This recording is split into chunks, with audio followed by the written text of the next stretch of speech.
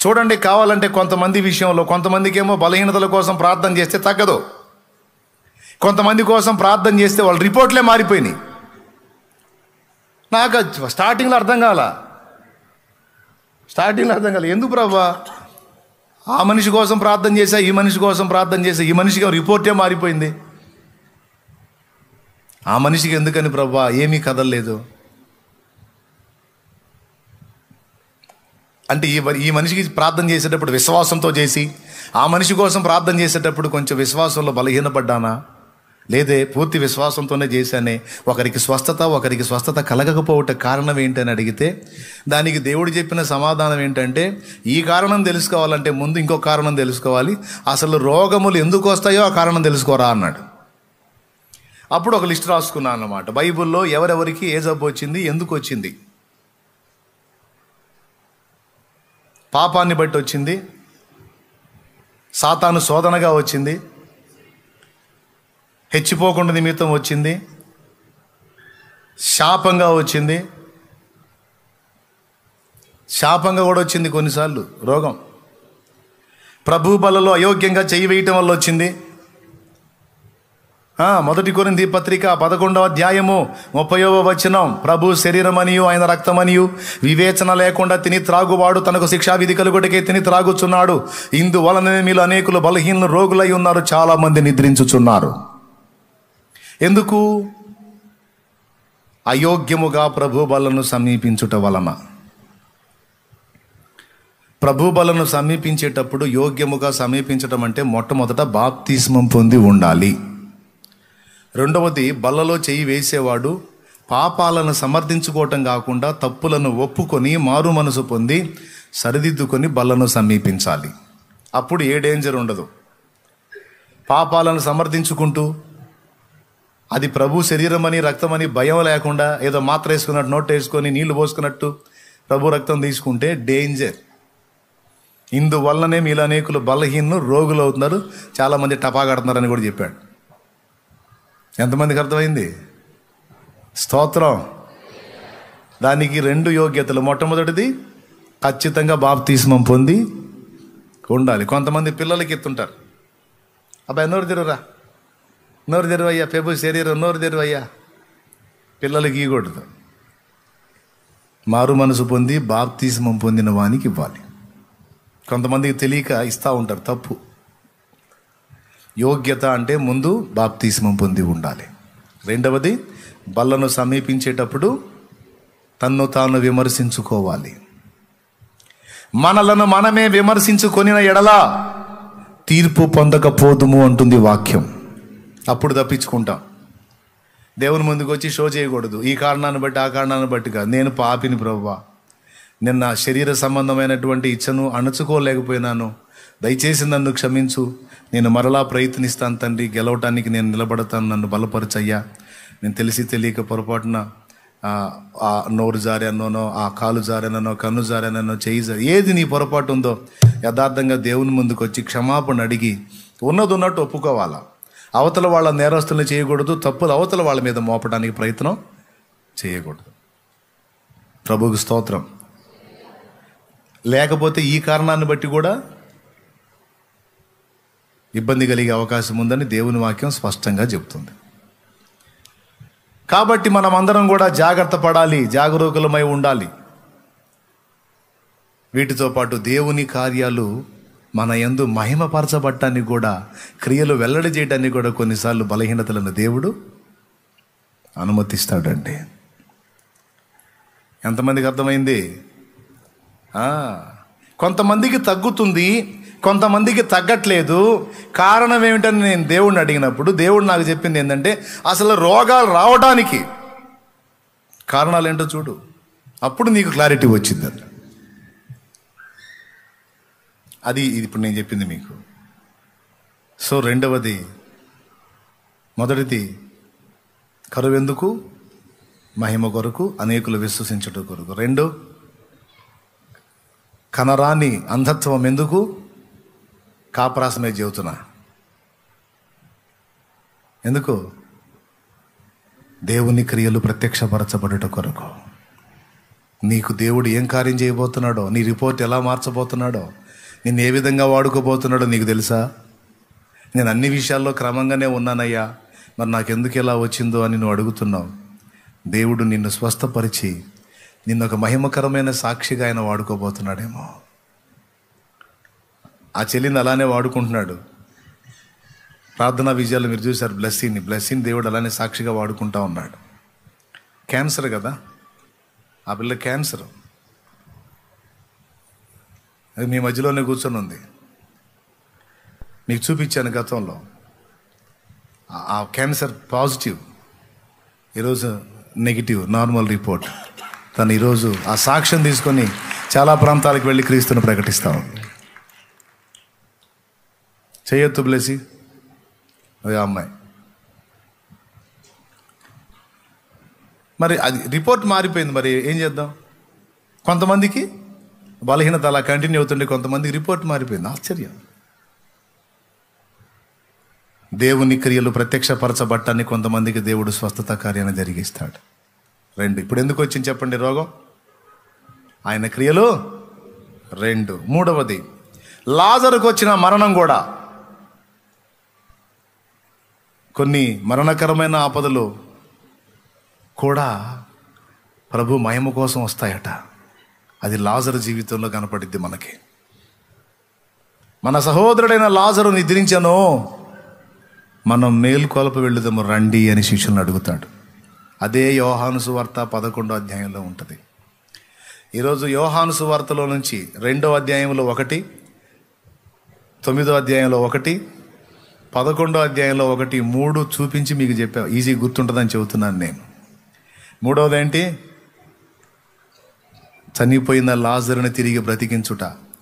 చూడండి, ఆ యోహాను సువార్త 11వ అధ్యాయంలో యేసు ప్రభు ప్రార్థన చేస్తూ అంటాడు. 42వ వచనం చదువు. అంతటా వారు ఆ రాయి తీసివేసిరి. యేసు కన్నులు పైకెత్తి, తండ్రి, నీవు నా మనవి వినినందున నీకు కృతజ్ఞతాస్తుతులు చెల్లించుచున్నాను. నీవు ఎల్లప్పుడూ నా మనవి వినుచున్నావని నేను ఎరుగుతును. గాని నీవు నన్ను పంపితివని చుట్టూ నిలుచున్న ఈ జనసమూహము నమ్మునట్లు వారి నిమిత్తమై ఈ మాట చెప్పితిన నేను. దేవునికి స్తోత్రం. ఈ మరణం ఎందుకు వచ్చిందట? లాజరు మరణం అది నిజంగా మరణం కోసం కాదు, దేవుని మహిమ నిమిత్తం వచ్చింది మరణం అంటాడు. దేవునికి మహిమ కలుగును గాక. తండ్రి, నీవు నన్ను పంపావని వీళ్ళు తెలుసుకోవాలి. చాలా వరకు సూచక్రియల్లో చాలా వరకు ప్రభు చేసినవి ఆయన ఎవరో ప్రజలు గుర్తుపట్టున్నట్లు దేవుడు కొన్ని కార్యాలు జరిగించాడు. వాటిల్లో మరణాన్ని కూడా దేవుడు వాడుకున్నాడు. అవసరమైతే చనిపోయిన వారిని తిరిగి బ్రతికించి కూడా తన మహిమను కనపరిచే శక్తివంతుడు నజరేయుడగు యేసు. ఎందుకంటే చాలామందిని నేను చూశానండి, చాలామంది జీవితాల్లో చూశాను. డాక్టర్లు రిపోర్ట్ ఇచ్చేశారు, ఈ వ్యక్తి బ్రతకటం అసాధ్యమని. దాదాపు డెడ్లీ కండిషన్లో ఉన్న వాళ్ళని తిరిగి దేవుడు బ్రతికించి బాగు చేయటం చూశాను. 2006వ సంవత్సరంలో సేవ మొదలుపెట్టా. 2007వ సంవత్సరం జనవరి 1 తెల్లవారితే, అంటే 2006 డిసెంబర్ 31 తెల్లవారితే 2007 జనవరి 1 హోల్ నైట్ ప్రేయర్ పెట్టుకుంటాంగా, వాగ్దానాలు తీసుకుంటాంగా, ఆ కూటం పెట్టా. నైట్ ప్రేయర్ జరుగుతుంది. ఒక ఆమెను తెచ్చి మందిరంలో వండుకోబెట్టారు. పరిచర్య అప్పుడే స్టార్ట్ అయింది. తమ్ముళ్ళు సేవకులు వినండి, పరిచర్య అప్పుడే స్టార్ట్ అయింది. అప్పుడు చూసిన వాళ్ళు కూడా కొంతమంది ఉన్నారు. ఆమె చనిపోయే పొజిషన్లో ఉంది. ఆమెను తీసుకొచ్చి పండుకోబెట్టారు మందిరంలో. కరెక్ట్గా 11:30, 12 ఇంకా కాసేపు ఉందనగా 11:15 ఆ ప్రాంతంలో ఆమె చచ్చిపోయింది. చుట్టూ జనం, మధ్యలో ఆమె, అన్ని జనుల మధ్య సేవ. మందిరంలో మనిషి చనిపోయిందంటే ఆ వార్త దావాలనే వ్యాపించిద్ది. ఏం చేయాలా? వచ్చి తమ్ముడు దగ్గరికి పోయి చూసి, లేదన్నా అయిపోయిందన్నాను. పాట పాడుతున్నాం, అందరు గ్యాదర్ అయ్యి పాటలు పాడుతున్నాం. అంటే ఇప్పుడు వాళ్ళ మధ్య మృతదేహం ఉందంటే వాళ్ళ పరిస్థితి ఎలా ఉంటుంది, నా పరిస్థితి ఎలా ఉంటుంది? ఏం మాట్లాడలా. ఆమె చనిపోయింది కన్ఫామ్గా. అయితే సోదరికి కొంచెం ఇబ్బందికరంగా ఉంది, మనం ప్రార్థన చేద్దాం రండి అని అందరినీ మోకరింపజేసి, ఆ సంఘం అంతా కలిసి ఎంతమంది ఉంటారు అందులో? 70 మందో ఏమో ఉంటారండి, అంతే. 70 మంది ఏమో ఉంటారు. 70 మంది కూడా ఉండి లేనిగా ఉన్నారు. అందరి మధ్యలో ఉంది. ఇక మోకాళ్ళు వేసి, ఇప్పుడు నా ఫీలింగ్ ఏంది, సేవ మొదలుపెట్టి సంవత్సరం ఇట్లాంటి వార్తలు వెళ్ళినాయి అనుకో, ఇంకేం సేవ? ఆ మందిరంలోకి తెచ్చారంట, మనిషిని చచ్చిపోయిందంట అంటారుగా. నేనేం తెమ్మనలేదు, వాళ్ళు తెచ్చారు. ఏమని? హాస్పిటల్లో బతకదని చెప్పారు, చర్చి కన్నా తీసుకొస్తే సరిపోతే ఆడే పోయిద్దని వాళ్ళు. చూడు,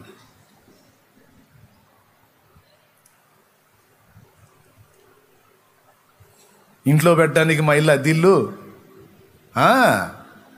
మందిరంలో పోతే దేవుడి దగ్గరికి పోతే ఇంటోళ్ళు గొడవ కూడా ఉండదని వాళ్ళు. ఎవరు తిప్పలు వాళ్ళే. ఇప్పుడు నా పరిస్థితి ఏంది? ఆమె పోయింది, సైగ చేశాడు, పోయిందండి. నేనేం చేయాలా? ఇక పాట రావట్లేదు నాకు. అప్పటిదాకా ఆనందంగా పాడినండి, సాక్ష్యం చండాలంగా పోయింది కదా, ఏమైంది, ఎట్లా అయింది అని చాలా క్రొత్త కదా. ఇబ్బంది పడి అందరూ మోకాళ్ళు వేయండి, ఆమె బ్రతుకున్నట్లు, ఆమె స్వస్థత పొందినట్లు ప్రార్థన చేద్దాం. అందరి చేత మోకాళ్ళు వేయించి విశ్వాసంతో ఒక పావు గంట 20 నిమిషాలు ఆపకుండా ప్రార్థన చేశాం. మీరు నమ్మండి, నమ్మకపోండి, నాకు అనవసరం. ఆ మనిషి బతికింది.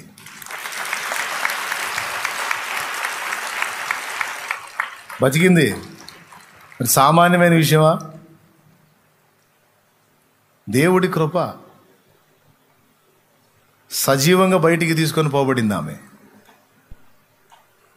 మరి సామాన్యమైన కార్యాలు చూసామనుకున్నారని మేము. దేవుడికి స్తోత్రం. మళ్ళీ అట్లా చచ్చిపోయిన వాళ్ళందరినీ దేవుడు లేపుతున్నాడంటే మున్సిపాలిటీ వాళ్ళు వస్తారు ముందు మన దగ్గరికి. యారా జనాభా పెరిగి మేము చేస్తుంటే మీరేనా చచ్చిన వాళ్ళని వాళ్ళు లేపుతారు. అందరికీ ఆ ఛాన్స్ ఇవ్వడు, కొందరికి కొందరికి కొందరికి దేవుని మహిమ నిమిత్తము కొంతమందికి ఆ ఛాన్స్. అసలు ఎక్కడ ఉండటం బెస్టా, అక్కడ ఉండటం బెస్టా?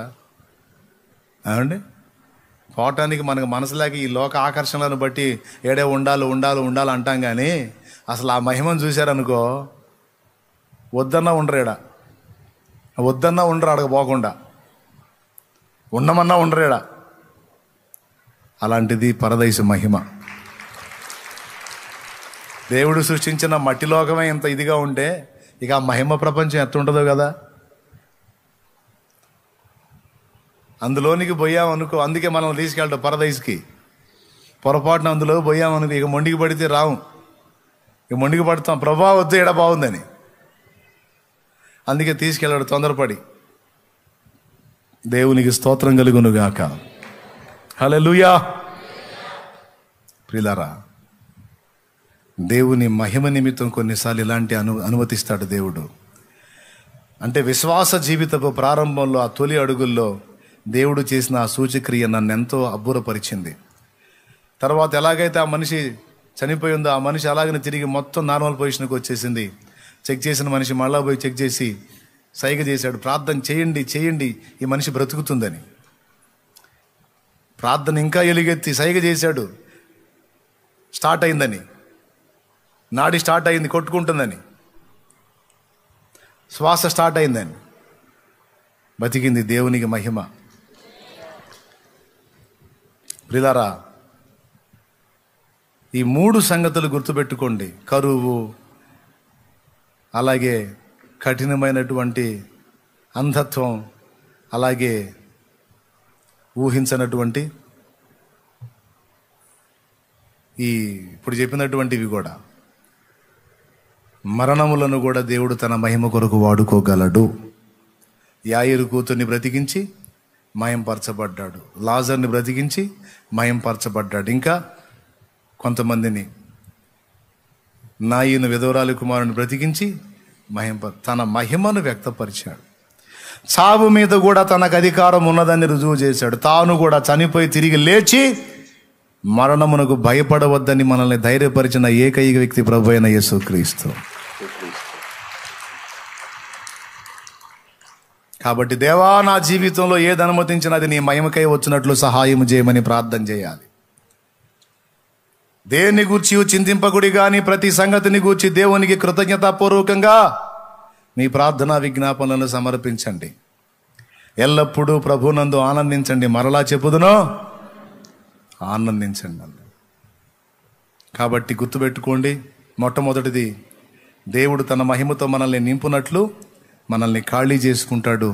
ఆ ప్రక్రియలో కొన్ని అనుభవాలను మనకు దేవుడు అనుమతిస్తాడు. వాటిని బట్టి కలత చెందొద్దు. దేవుడు నిన్ను చెయ్యి విడవడుగాక విడవడు. ఓకేనా? దేవుని మహిమనే వెతుకు. ప్రభువా, ఏదైనా అనుమతించు నా జీవితంలో, కానీ అది నీ మహిమకు వచ్చేటట్టు చేయమని ప్రార్థించు. నీ క్రియలు ప్రజలకు ప్రత్యక్షమయ్యేటట్టు సహాయము చేయమని ప్రార్థించు. అన్య జనులలో నీ నామము మహిమపరచబడును గాక తండ్రి. ఏదన్నా అనుమతించు, అదంతా తిరిగి నీ మహిమకే రావాలి. ప్రభువా, నీవు మహిమపరచబడాలి. నా మహిమ కూడా వద్దయ్యా, నీ మహిమ వస్తే ఎంతే చాలనాలి. అలాగూ ప్రార్థిద్దాం. రండి, మోకాళ్ళు వేయండి, ప్రార్థన చేద్దాం. దేవుని పాదాలు పట్టుకొని అడుగుదాం. నాలో ఇంకా ఏ అహం ఉందో, ఏ స్వీయత ఉందో, ఏ స్వయం ఉందో, దాని అంతటిని విరిచి ఖాళీ చేయి ప్రభువా, ఖాళీ చేయి ప్రభువా. నీ దాసుడు చెప్పింది నిజమే. నేను ఎంతో నడమంతరంగా మిడిమేళంగా ఉన్నాను, నేను ఎంతో అహంతో ఉన్నాను. అదంతా విరిగిపోయింది ఈనాడు. కేవలం నీ కృప తప్ప వేరే దిక్కు లేకుండా ఉన్నాను ప్రభువా, కరుణించు అయ్యా. మరణమును కూడా తప్పించుట యెహోవా వశమని రాయబడి ఉంది. రోగాన్ని స్వస్థపరచగలవు, మరణాన్ని తప్పించగలవు, కరువుని కూడా తొలగించి సమృద్ధిని ఇవ్వగలవు. ఇక దేనికి భయపడదు? నీకు స్తోత్రము, స్తోత్రము, స్తోత్రం అంటే అందరం ప్రార్థన చేద్దాం.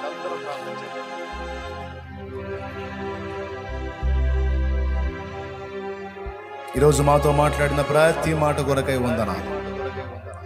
ఐగుప్తు జ్ఞానముతో నిండుకున్న మోషే ఒకవేళ ప్రజలను రక్షించడానికి వెళ్ళినట్లయితే అది అసంభవం అయ్యేది.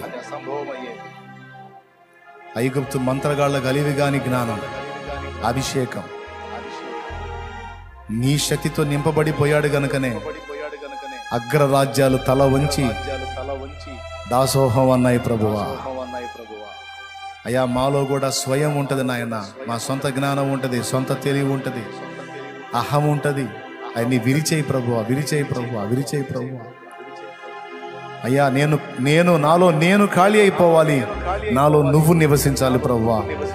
ఎక్కడెక్కడ నాలో నాయన నీకు నచ్చని అహం పనిచేస్తుందో దాన్ని విరగొట్టు.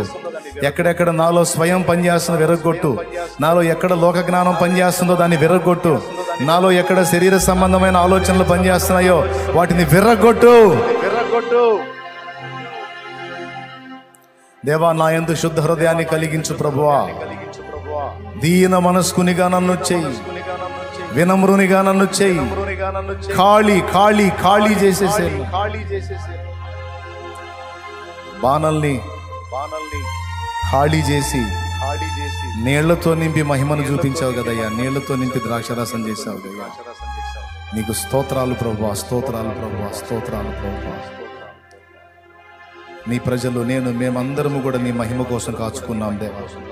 చాలా మంది కన్నీళ్లతో ఉన్నారు, అర్థం కాక. ఈరోజు స్పష్టంగా అర్థమైంది, నా తండ్రి ఆయన మహిమ కొరకు నన్ను సిద్ధపరచడానికే నా జీవితాన్ని ఇలా అనుమతించాడు. ఆయనకే స్తోత్రం. ఇక నేను కృంగిపోను, కలత చెందను, విస్మయం పొందను, వేదన పడను. సమస్తము సమకూర్చి నా మేలుకు జరిగించే నా తండ్రి నాకు తోడై ఉన్నాడనే ధైర్యం ప్రతి బిడ్డకు కలిగించమని యేసు నామములో ప్రార్థించి వేడుచున్నాం తండ్రి. ఆమేన్. ప్రభునందు ప్రియులారా, దేవుడు అందించినటువంటి మాటలను బట్టి మీరు ధైర్యం తెచ్చుకొని దేవుని మహిమార్థమే నిలుస్తారని నేను నమ్ముతాను. అలాగే మీ సొంత తెలివి, సొంత జ్ఞానం, సొంత శక్తి మీద ఆధారపడకుండా దేవుని మీద, దేవుని జ్ఞానం మీద, దేవుని శక్తి మీద మీరు ఆధారపడతారని నమ్ముతాను.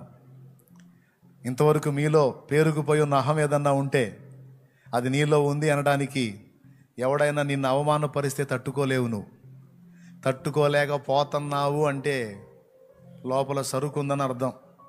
ఏం సరుకు? అంత మాట పడలేకపోతున్నావు అంటే అహం ఇంకా బతికే ఉందని అర్థం. అది విరిగిపోయింది అనుకో, ఎవడు ఏ మాట అన్నా ప్రభుకి వెళ్ళి చూస్తాం, నీకే స్తోత్రం ప్రభు అని దావీదులాగా. గుర్తు చేసుకో, అలా విరిగిపో, దేవుని ముందు నిన్ను నువ్వు సరిదిద్దుకో. దేవుడు ఒక నూతన అధ్యాయాన్ని తప్పకుండా నీ జీవితంలో ప్రారంభిస్తాడు. అది జరిగిన నాడు నిన్ను చూసి బాధపడ్డారు చూడు, అయ్యో పాపమని. వాళ్ళు దేవుడిని నమ్ముకుంటారు. నీ స్థితిని చూసి ఎగతాళిగా నవ్వారు చూడు, వాళ్ళు సిగ్గుతో తల దించుకుంటారు. జరిగిద్ది.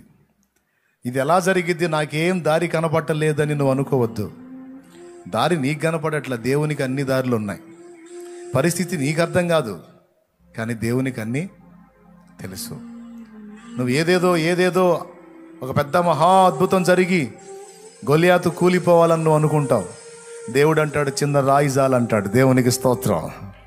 నీ ముందున్నటువంటి గొలియాతు లాంటి పెద్ద సమస్యల్ని కూలగొట్టడానికి ఏవో పెద్ద ప్లాన్లు వేసుకొని ఉంటావు.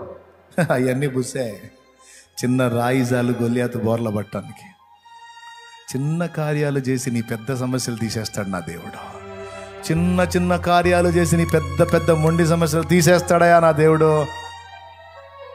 నాకు తెలుసు ఆ సంగతి, అనుభవించాను నేను. కాబట్టి దేవుని వైపు చూసి ధైర్యం తెచ్చుకోండి. ఆయనకెళ్ళే చూడండి. దీనిలో ఆయన మీదే ఆధారపడండి. ఆయన బలమైన చేయి నిన్ను లేవనెత్తనీయండి. కృప మనకు తోడై ఉంటుంది. కొనియాడినా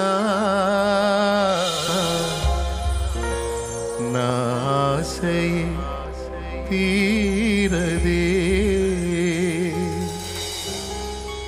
నిన్నెంత ఘనపరచినా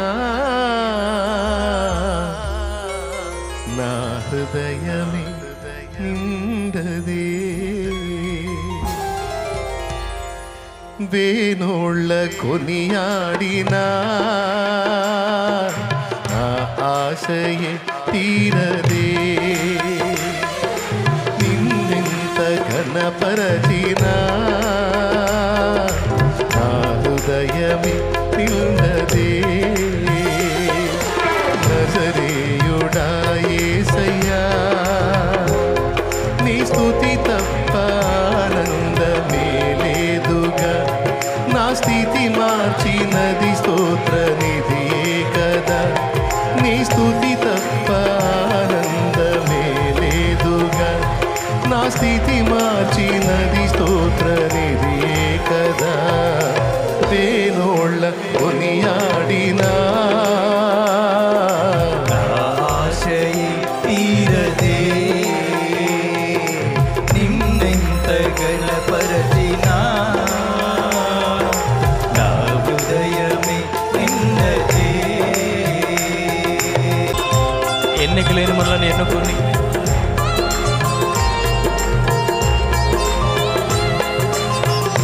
స్తోత్రం, మనలను ప్రేమించి ఆయన సన్నిధిలో ఆయన సముఖములో ఉంచి నిండు మనసుతో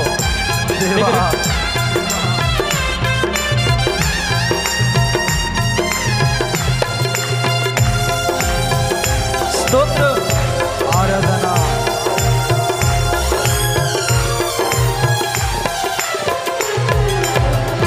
ఎన్నికలేని నన్ను ప్రేమించి లోకము నుండి నన్ను వేరుపరచి దేవా, ఎన్నికలేని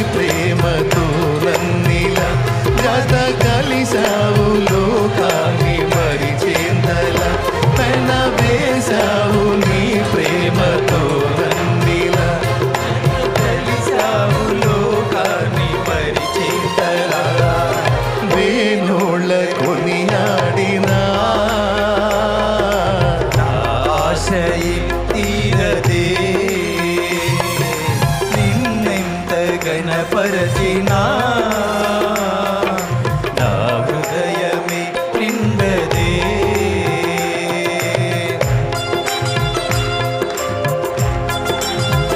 స్తోత్రం. ఊహకు మించిన కార్యాలు చేశాడు. ఉన్నత కృపలో మనల్ని దాచాడు. గమ్యమే తెలియని ఈ పయనంలో మన గురి మనందరి గురి ఆయన చేశాడు. ఆయన సముఖంలో మనల్ని దాటి వీటికి కృపనిచ్చాడు. ఆయనకి మహిమ. స్తోత్రం. ఆమేన్.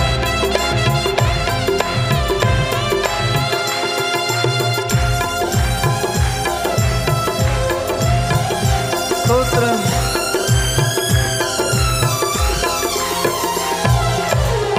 ఊహకు మించిన కార్యము చేసి ఉన్నత కృపలు నన్ను దాచినావు.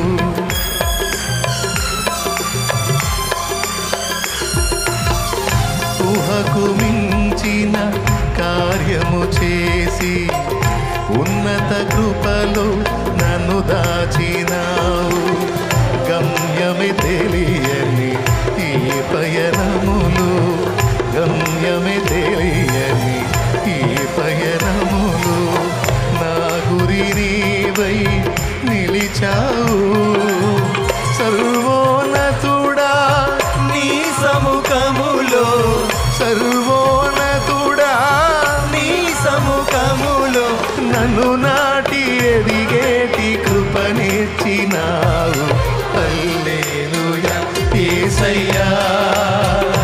కురిపించావు నీ చూపులో వెన్నెల, పలికించావు నీ ప్రేమ రాగాలిలా. కురిపించావు నీ చూపులో వెన్నెల, పలికించావు నీ ప్రేమ రాగాలిలా. వేణోళ్ళ కొనియాడినా నా ఆశయే తీరదే. నిన్నెంత ఘనపరచినా నా హృదయమే నిండదే.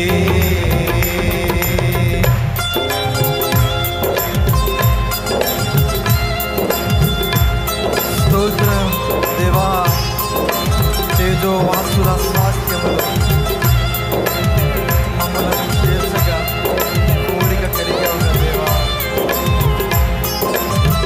త్వరలో, అతి త్వరలో దూతల కనుమల మేఘాల మీద మేఘాలుడవై వస్తున్నావు దేవా. ఆ రోజు నిన్ను ఎదుర్కొంటామయ్యా. నిన్ను చూస్తాము దేవా. మా స్థుతులు అందుకో దేవా. ఈ ఆరాధన కైకొను దేవా. స్తోత్రం.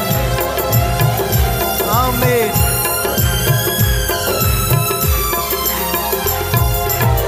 తేజోవాసుల స్వాస్థ్యములోన నన్ను చేర్చగా కోరిక కలిగి,